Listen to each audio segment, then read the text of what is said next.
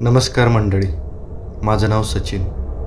मी आज तुम्हाला जो प्रसंग सांगणार आहे तो मी शाळेत असताना माझ्यासोबत घडलेला एक खराखुरा प्रसंग आहे. त्यावेळी मी 9वीला होतो आणि आमच्या गावामध्ये 10वीपर्यंतची शाळा होती. मी आमच्या गावातल्या शाळेमध्ये शिकत होतो. माझ्या घरापासून माझी शाळा अगदी 15 मिनिटाच्या अंतरावर होती. मी माझ्या सायकलवरून शाळेला ये जा करायचो. आता त्या दिवशीचा तो दिवस मला एकदम स्पष्ट आठवतोय. सकाळी 10 वाजता आमची शाळा भरलेली होती. शाळेत आमच्या वर्गशिक्षिका आमची हजेरी घेत होत्या. तेवढ्यात मुख्याध्यापिका एका मुलासोबत आमच्या वर्गामध्ये अचानकच आल्या. तसे आम्ही सगळेजण उभे राहिलो. त्यानंतर त्यांनी आम्हाला बसण्याचा इशारा केला आणि त्यांच्यासोबत असलेल्या त्या मुलाची त्यांनी आम्हाला ओळख करून दिली. त्या म्हणाल्या, हा वसंत, याचं आज नवीनच ॲडमिशन झालेलं आहे आणि हा आजपासून तुमच्या वर्गामध्येच बसेल, असे सांगून मुख्याध्यापिकाबाई वर्गशिक्षिकेला त्याचं नाव नोंदवायला सांगून पुन्हा तिथून निघून गेल्या. तशी आमच्या सर्व मुलांची नजर आता वसंतवर स्थिरावली. कारण वसंत आमच्या सगळ्या मुलांपेक्षा थोडासा वेगळाच होता. म्हणजे त्याचं राहणीमान म्हणा किंवा त्याचं वागणं म्हणा, हे सगळंच वेगळं होतं. एकदम उंच, पूर्ण सडपातळ बांध्याचा, थोडासा सावळा रंग, डोक्याला पूर्णपणे टक्कल, दोन्ही कानामध्ये चांदीच्या बाळ्या घातलेल्या, गळ्यामध्ये काळा गोप, त्यामध्ये चंदेरी पेटीसारखं काहीतरी अडकवलेलं होतं. अंगावर जुनेच कपडे, पण त्यातल्या त्यात जेमतेम बरे होते. पाठीला जुनंच दप्तर अडकवलेलं होतं. तो आता किलकिल्या नजरेने वर्गात सगळीकडे बघायला लागला. कारण त्याला बसण्यासाठी जागा पाहिजे होती. पण त्याचा हा विचित्र अवतार बघून आमच्या वर्गातलं कुणीही त्याला स्वतःजवळ बसू देईल असं आम्हाला तरी वाटत नव्हतं. तसं आमच्या वर्गशिक्षिकाबाईच त्या मुलाला म्हणाल्या, वसंत, तू त्या शेवटच्या बाकावर जाऊन बैस. बाईने असं सांगितल्यानंतर तो मधल्या ओळीतून एकदम मागच्या शेवटच्या मोकळ्या असणाऱ्या बाकावर जाऊन बसला. बघता बघता दुपारची जेवणाची सुट्टी झाली. आम्ही सगळेजण घोळक्याने जेवायला बसलो. मस्त गप्पा मारत आमची जेवणं चाललेली होती. तो मात्र एकटाच शेवटच्या बाकड्यावर त्याचा डबा काढून जेवायला लागला. संध्याकाळी शाळा सुटल्यानंतर आम्ही आपापल्या घरी गेलो. जसं मी घरी गेलो तसं मी हातपाय धुवून पुन्हा हॉलमध्ये येऊन बसलो. त्यावेळी आई देवाची आरती करत होती. आमच्या घरातलं वातावरण एकदम वेगळं होतं. माझे वडील, माझी आई हे देवाला खूपच मानायचे. सकाळ संध्याकाळ माझ्या घरामध्ये देवाची पूजा व्हायची, आरती व्हायची. घरामध्ये नेहमी अगरबत्तीचा वास दरवळायचा आणि लहानपणापासून माझ्या मनावर पण तसेच संस्कार झालेले होते. त्यामुळं कुठं रस्त्याने जरी जाताना मला एखादं छोटं देवाचं मंदिर जरी दिसलं तरी माझे हात आपोआप जोडले जायचे. हातपाय धुवून मी पुन्हा आईजवळ गेलो आणि देवाच्या पाया पडून पुन्हा आईसोबत हॉलमध्ये येऊन बसलो.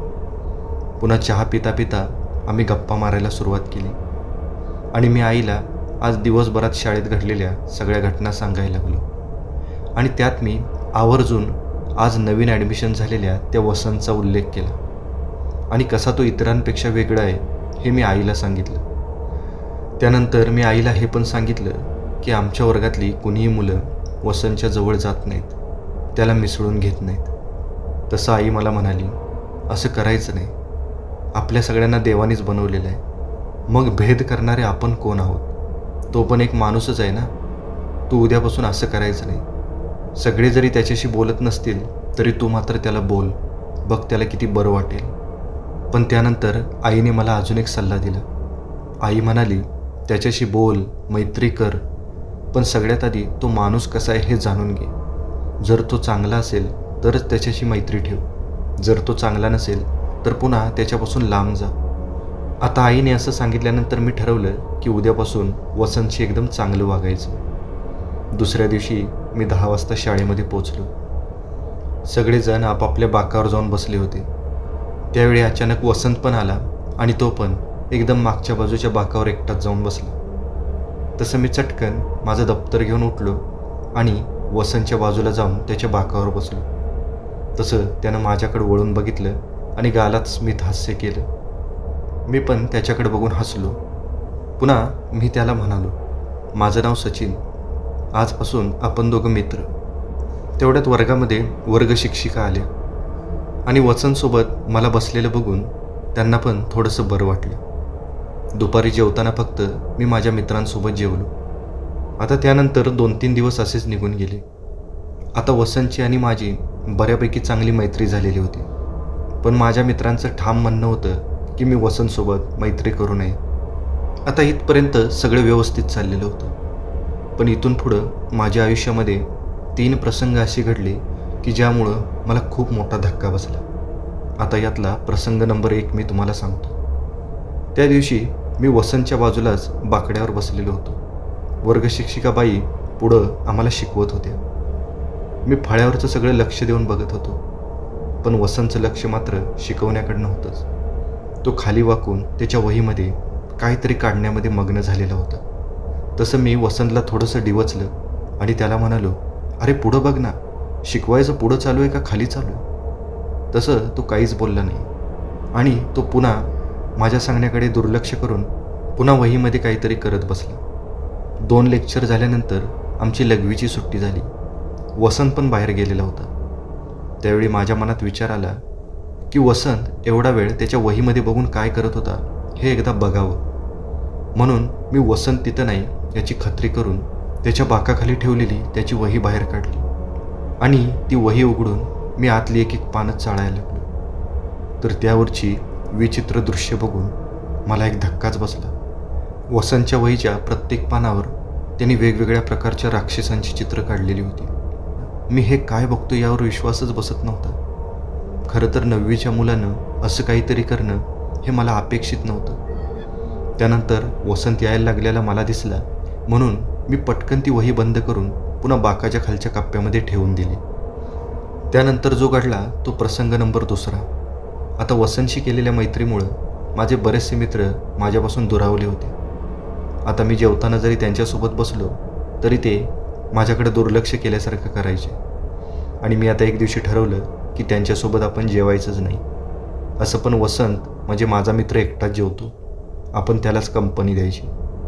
जेवणाच्या सुट्टीची बेल वाजली आणि माझे सगळे मित्र मोठा घोळका करून वर्गाच्या मधोमध जेवायला बसले आणि मागच्या बाकड्यावर वसंत त्याचा डबा काढून एकटाच जेवायला बसला. मी एक क्षणभरच विचार केला आणि मी माझा डबा घेऊन वसंतच्या बाजूला जाऊन बसलो. तसं वसंतने एकदम आश्चर्यचकित नजरेने माझ्याकडे बघितलं. तसं मी वसंतला म्हणालो, अरे असं काय बघतोयस? आजपासून मी तुझ्यासोबत जेवणार, तू आता एकटा जेवणार नाही आहेस. तसं वसंतला पण खूप आनंद झाला आणि मी माझा डबा उघडून जेवायला सुरुवात पण केली. त्यावेळी माझी नजर त्याच्या डब्यावर गेली. खरं तर कुणी काय खातं याच्याबद्दल बोलायचा आपल्याला मुळीच हक्क नाही.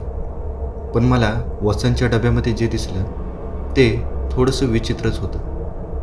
वसंतने त्याच्या डब्यामध्ये 2 अंडी आणि मटणासारखा काहीतरी प्रकार, जसं की त्याला कोणत्याही प्रकारचा मसाला नव्हता, अर्धवट शिजल्यासारखं. आणि शाळेमध्ये अशा प्रकारचं खाद्य कुणी आणावं असं मी कधीच बघितलेलं नव्हतं. आता हा आमचा रोजचा दिनक्रम झालेला होता. मी आता रोज वसंतसोबतच वर्गात जेवत होतो आणि एकेकाळी त्याच्या डब्यातले पदार्थ बघून माझं मन मळमळायचं. पण त्यानंतर मात्र मी त्याच्या डब्यातले पदार्थ आवडीने खायला लागलो होतो आणि त्या दिवशीपासून माझ्या वागण्यामध्ये खूपच बदल व्हायला लागला. त्या दिवशी मी वसंतच्या डब्यातले थोडे पदार्थ खाऊन माझ्या घरी गेलेलो होतो आणि त्यावेळी घरी गेल्यानंतर मला माझ्या घरात दरवळणाऱ्या देवाऱ्यासमोरच्या अगरबत्तीचा वास आला आणि त्या अगरबत्तीच्या वासाने अचानकच मला मळमळून आलं आणि मी पटकन घराच्या बाहेर पळत गेलो. तशा माझ्या बऱ्याचशा उलट्या झाल्या. पण त्या दिवसापासून मात्र मला अगरबत्तीचा वास अजिबात सहन होईना.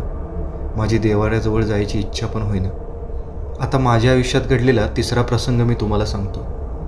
आता एक दिवशी मला वाटतं शनिवार होता. त्या दिवशी वसंत मला म्हणाला की आज शाळा सुटल्यानंतर तू माझ्या घरी चल आणि मी आईला सकाळी तसं सांगितलं पण होतं. आईनं पण मला त्याच्या घरी जायला परवानगी दिलेली होती आणि दुपारी 12 वाजता शाळा सुटल्यानंतर मी वसंतसोबत त्याच्या घरी गेलो. वसंत हा कदाचित बाहेरच्या गावाहून यावर्षी तिथं राहायला आलेला होता. त्यामुळं त्यांचं स्वतःचं असं घर नव्हतं. ते कुणाच्या तरी शेतातल्या घरामध्ये राहत होते.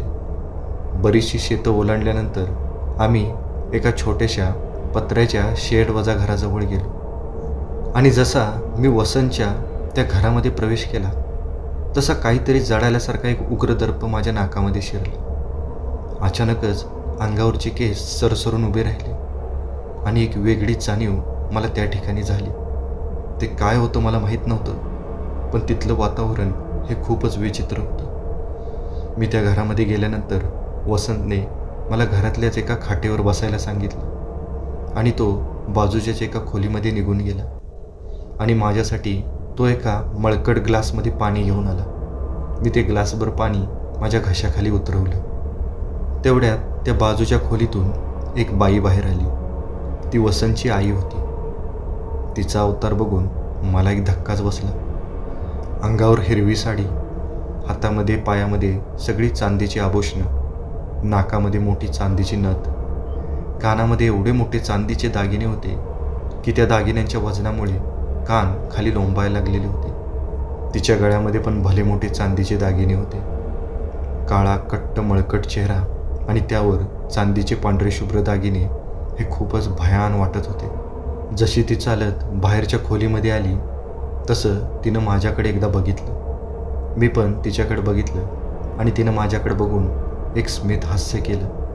पुन्हा ती घरामध्ये निघून गेली. त्यानंतर वसंत मला सांगायला लागला, ही माझी आई आणि मी आम्ही दोघेच इथं राहतो. मी पुन्हा खाटेवर बसून वसंतशी गप्पा मारायला लागलो आणि गप्पा मारत असताना अचानक 2 व्यक्ती वसंतच्या घरामध्ये आले. त्यातली एक स्त्री आणि एक पुरुष होता. त्यांनी वसंतला त्याच्या आईबद्दल विचारलं तसं वसंतने बोटानेच त्या बाजूच्या खोलीकडे इशारा केला. तसं ते जोडपं पुन्हा वसंतच्या आईच्या खोलीमध्ये गेलं आणि बऱ्याच वेळानंतर ते दोघेजण बाहेर आले. त्यांच्या हातामध्ये एक बॉटल होती आणि त्यामध्ये पाणी भरलेलं होतं. ते जसे निघून गेले तसं मी वसंतला विचारलं, वसंत हे कोण आहेत आणि ते इथं कशाला आलेले होते? तसं वसंतने एक मोठा श्वास घेतला आणि तो मला सांगायला लागला, या लोकांना बऱ्याच अडचणी आलेल्या आहेत आणि ते मदतीसाठी माझ्या आईकडे येतात. माझी आई त्यांना मदत करते. तसं मी वसंतला विचारलं, तुझी आई त्यांना कशी मदत करते? तसं वसंत मला सांगायला लागला, हे बघ सचिन, तुम्ही देवाला मानता, पण तुम्ही कधी देवाला समोर स्पष्ट बघितलं आहे का? आजपर्यंत लहानपणापासून तू बऱ्याच गोष्टी देवाकडे मागितल्या असतील, पण त्यातली एक तरी गोष्ट तुला देवाने दिली आहे का? तसं वसंतच्या बोलण्यामध्ये तथ्य होतं आणि मी वसंतला म्हणालो, नाही रे, मी पण आजपर्यंत देवाला कधीच बघितलं नाही आणि देवाने आजपर्यंत मला काहीच दिलेलं नाही. तसं वसंत म्हणाला, आता हाच फरक आहे आमच्या देवामध्ये आणि तुमच्या देवामध्ये. आमचा देव आमच्या जवळपासच असतो. तो आम्हाला दिसतो आणि आम्हाला जे पाहिजे ते तो आम्हाला लगेच देतो. तसं मी वसंतला विचारलो, मग मला पण सांग ना, कोण आहे तुझा तो देव? तसं वसंत मला म्हणाला, जर मी तुला आम्ही पूजा करणाऱ्या त्या शक्तीबद्दल सांगितलं आणि त्या शक्तीनं जर तुला दर्शन दिलं तर तुला देवाची भक्ती सोडून त्या शक्तीची भक्ती करावी लागेल. बोल, तुला मान्य आहे का? तसं मी म्हणालो, हो मला मान्य आहे, पण मला सांग ती शक्ती म्हणजे कोण आहे? तसा वसंत म्हणाला, ती शक्ती म्हणजे देव नाही, त्या शक्तीला आम्ही दानव म्हणतो, ज्याला आम्ही सैतान असं पण म्हणतो. तसं मात्र मला एक धक्काच बसला. मी ताडकन खाटेवरून उभा राहिलो. वसंतच्या तोंडून हे शब्द ऐकून भीतीनं माझं शरीर गोठून गेलेलं होतं. पायाला कंप सुटलेला होता. माझ्या हृदयाची धडधड वाढलेली होती आणि मला मनातून वाटायला लागलं की एकदा बघावं तरी वसंत म्हणतोय ते खरं आहे का? आणि मी वसंतकडे बघत त्याला विचारलं, जर हे खरं असेल तर मला एकदा तुझ्या सैतानाचं दर्शन घडवच. तसं वसंत म्हणाला, ठीक आहे, चल मग माझ्या मागं. असं म्हणून वसंत मला त्याच्या आईच्या खोलीकडे घेऊन गेला आणि जसं मी त्या खोलीमध्ये प्रवेश केला तसं माझ्या अंगावर सरसरून काटा आला. मला एका वेगळ्याच विश्वात प्रवेश केल्यासारखं जाणवलं.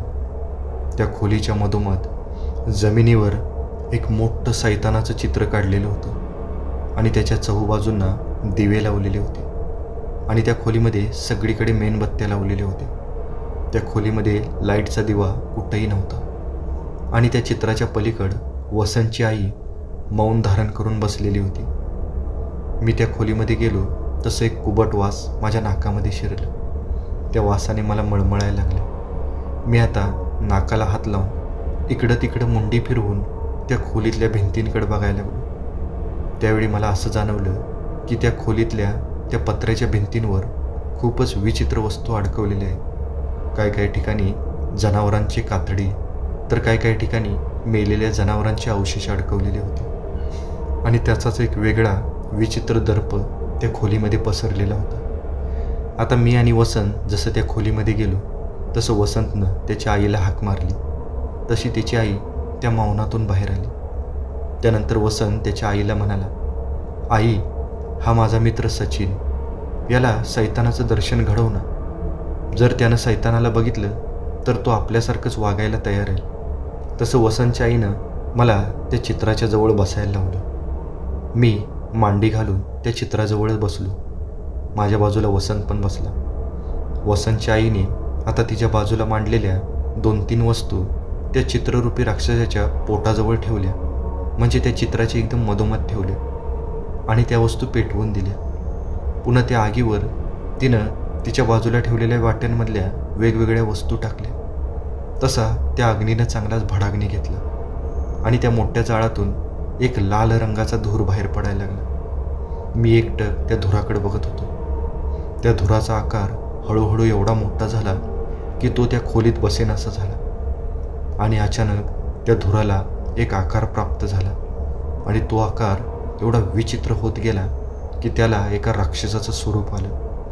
आणि त्या धूररूपी राक्षसानं त्याचं तोंड उघडलं तसे त्याचे ते लांब सडक सुळे मला दिसले. तसा मी जोरात किंचाळलो आणि एका सेकंदातच तो धूररूपी राक्षस त्या खोलीतून नाहीसा झाला. मी खूपच घाबरलो होतो. मी एकदम लटलट कापत बाजूला पडलेलो होतो. भीतीनं मला दातखिळी बसलेली होती. तसं वसंत मला उठवायचा प्रयत्न करायला लागला. कसा तरी मी उठून बसलो आणि मी जोरात त्या खोलीतून बाहेर पळत गेलो. तसा वसंत पण पळत माझ्या मागं आला. वसंतने माझ्या हाताला धरून मला बाहेरच्या खोलीतल्या खाटेवर बसवलं. 1-10 मिनटं मला काहीही कळत नव्हतं. पण थोडा वेळ गेल्यानंतर माझी भीती हळूहळू कमी झाली आणि त्यानंतर वसंत माझ्याकडे बघत म्हणाला, दिसला का तुला आमचा सैतान? तसं मी त्याला मानेनेच होकार दिला. त्यानंतर वसंत मला म्हणाला, बघ, तुझा देव तुला कधी दिसलाय का? पण आमचा सैतान आमच्यासाठी लगेचच आमच्यासमोर येतो. बोल, तुला काय पाहिजे? तुला जे पाहिजे ते सगळं मी तुला या सैतानाकडून मिळवून देतो. तसं माझ्या मनातले लहानपणीचे संस्कार अचानकच जागे झाले. माझ्यातली देवभक्ती पण अचानकच जागी झाली आणि मला वाटलं की हे काहीतरी विचित्र आहे. आपल्याला हे नाही केलं पाहिजे. आणि मी वसंतला म्हणालो की मला सध्या तरी काही नको. ज्यावेळी मला काही पाहिजे असेल त्यावेळी मी नक्की सांगेन. पण मला मात्र आता त्या घरामध्ये 1 मिनिटसुद्धा दम धरवेनासा झाला. तसं मी वसंतला सांगून तिथून बाहेर पडलो आणि सायकलवरून मी माझ्या घरी आलो. पण घरी आल्यानंतर माझं मन कशातच लागत नव्हतं. मला काय चांगलं आणि काय वाईट तेच कळत नव्हतं. जन्म दिलेल्या आईबापांचं ऐकायचं का आत्ताच मैत्री झालेल्या त्या विचित्र वसंतचं ऐकायचं, या द्विधा अवस्थेमध्ये मी होतो. पण मला हे जाणवत होतं की जन्म दिलेले आईबाप आपल्याला कधीच वाईट सांगणार नाही. आणि मी आता या सगळ्या गोष्टी आईला सांगायचं ठरवलं. मी धाडस करून आईजवळ गेलो आणि आईला वसंतबद्दलचं सगळं सत्य सांगितलं. तसं आईला पण एक धक्काच बसला. आई मला पटकन देव्हाऱ्याजवळ घेऊन गेली आणि देव्हाऱ्यातला अंगारा तिनं माझ्या कपाळावर लावला आणि आई मला म्हणाली, बाळा, बरं झालं तू मला हे सगळं सांगितलं. आजपासून त्या वसंतच्या नादाला अजिबात लागू नको. ही अघोरी लोक आहेत. ही सैतानाच्या मदतीने अघोरी कामं करतात आणि त्याच्या बदल्यात मृत्यूनंतर ही नरकामध्ये सडतात. हे बघ, परमेश्वर एवढा स्वस्त नाही की तो आपल्याला लगेच दिसेल. त्याच्यासाठी खूप भक्ती करावी लागते. त्यावेळीच आपल्याला परमेश्वर भेटतो. आणि राहता राहिला प्रश्न परमेश्वराकडे काहीतरी मागण्याचा, तर ज्यावेळी वेळ येते त्यावेळी देव स्वतःहून आपल्याला सगळं देतो. त्याच्यासाठी आपल्याला कोणती गोष्ट मागायची गरज पडत नाही. आणि आईचं म्हणणं मला खरोखरच पटलं आणि त्या दिवसापासून मी ठरवलं की आता वसंतच्या नादाला इथून पुढे लागायचं नाही, कारण वसंतचं खरं स्वरूप माझ्या समोर आलेलं होतं. आता दुसऱ्या दिवशी मी शाळेमध्ये गेलो त्यावेळी मी वसंतजवळ न बसता पुन्हा माझ्या मित्रांजवळ बसलो. मी माझ्या मित्रांची पण माफी मागितली आणि त्यांना वसंतबद्दल पण सगळं सांगून टाकलं.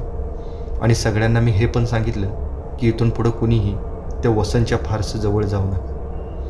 दुसऱ्या दिवशी वसंतला मात्र थोडंसं आश्चर्य वाटलं की मी त्याच्यापासून थोडासा लांब गेलेलो. तो मला बोलायचा प्रयत्न करत होता, पण मी मात्र आता त्याला कटाक्षाने टाळत होतो. मी आता पुन्हा पहिल्यासारखं माझ्या मित्रांमध्ये रमायला लागलो. वसंत मात्र वर्गामध्ये एकटा बसलेला असताना एकटक माझ्याकडे रागाने बघत असायचा. त्याची ती नजर मला चांगलीच टोचायची. आणि अचानक एक दिवशी वसंत शाळेमध्ये आलाच नाही. शाळेतल्या पण कुणी जास्त त्या गोष्टीकडे लक्ष दिलं नाही. जवळजवळ एक आठवडाभर वसंत पुन्हा शाळेतच आला नाही. आणि ज्यावेळी मी चौकशी केली त्यावेळी मला असं कळलं की वसंतची आई आणि वसंत पुन्हा हे गाव सोडून पुन्हा कोणत्या तरी नवीन गावी निघून गेले.